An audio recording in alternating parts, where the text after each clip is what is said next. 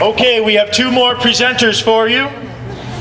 George Miller from Oxnard is a retired management consultant, member of Trinity Church, co-founder of the Ventura County Tea Party, vice president, Obama State Ballot Challenge, and a member of the Southern California State Militia, and a sea kayaker. Woohoo! Let's welcome George Miller.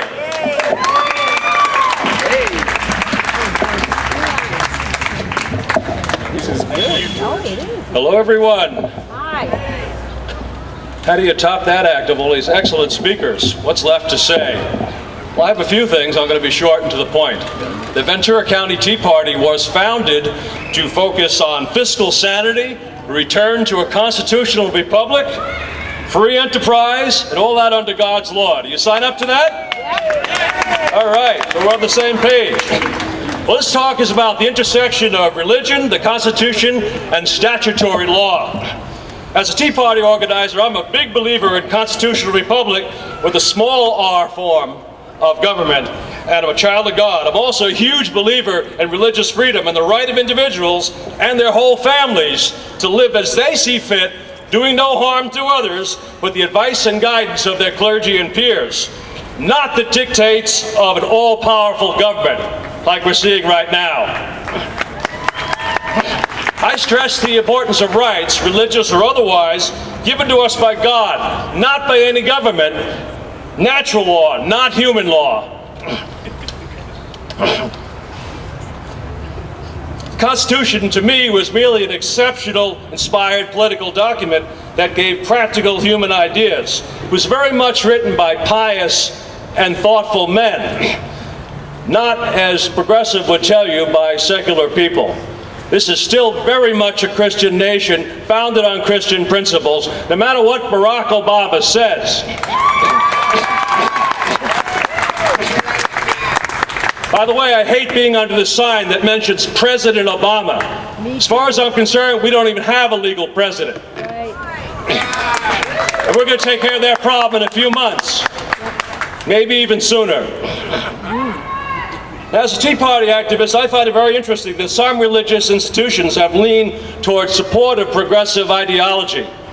And I hate to say it, folks, but I include the Catholic Church in that. You folks put Obama in. Obama wouldn't be here if it wasn't for you. You're right. I think you have woke up right now, and I really appreciate the results. You are being heard today.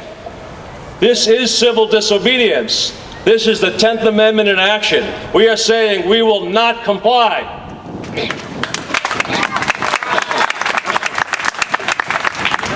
Now, churches and synagogues are the greatest charitable organizations in the history of the world.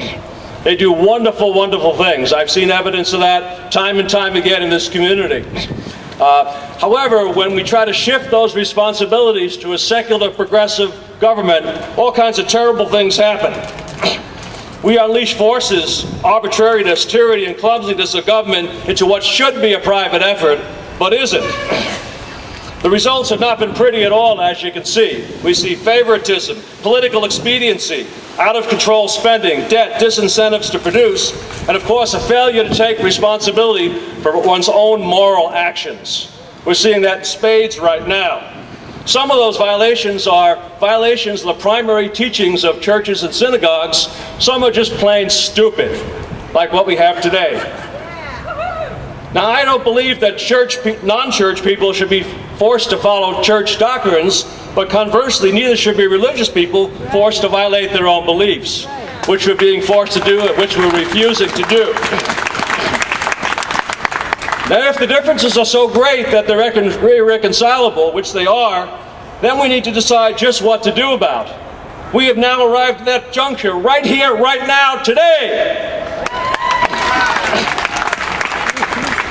If we're unable to prevail through our legal system, then the 10th Amendment, go read it in your little Constitution books, provides us with the legal recourse to handle that, and it can be done in a civil, peaceful manner with the consent of the different parties, avoiding the need to invoke the Declaration of Independence, as Ted mentioned, or even the Second Amendment, which is only a last resort. I actually rejoice that the Catholic Church has finally been awakened by flagrant abuses of rights, and I pray it won't be intimidated by government threats via the IRS or the Eric Holder Justice Department or anything else. While the church may not support specific political candidates or ideologies, it should provide clear moral leadership, which it is doing, and which then helps enable its followers to make intelligent choices, which I hope and pray that you will.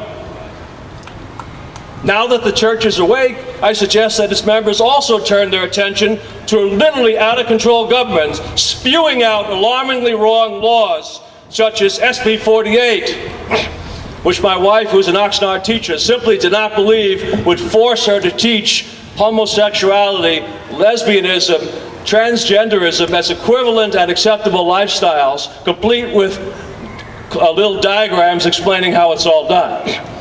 Citizens can do something about that. In fact, one citizen, a good friend of mine, Tony Doltz over there, is running for school board in the Canal Valley expressly to work on changing the curriculum of the schools, not to ever accept anything like that. Thank you, Tony Doltz.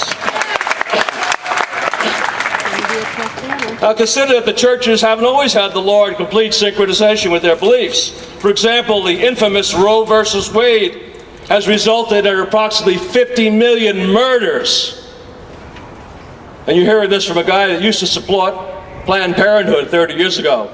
Talk about a 180, huh? That's more than all the war dead and murders in the United States history. Churches and pro-life organizations have done much to reverse the sentiment for that decision over the years. The current Obamacare contraception and abortion pill initiatives are an alarming and unacceptable extension of that doctrine. We will not accept it. Of course, churches can and have counseled members not to engage in sinful, although even legal behavior, and members have a right not to be forced to support or even pay for the abominations perpetuated by their government. In conclusion, I salute the Catholic Church's bold and prudent foray into civil disobedience.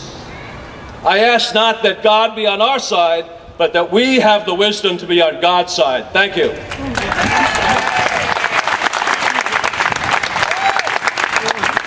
Thank you, George.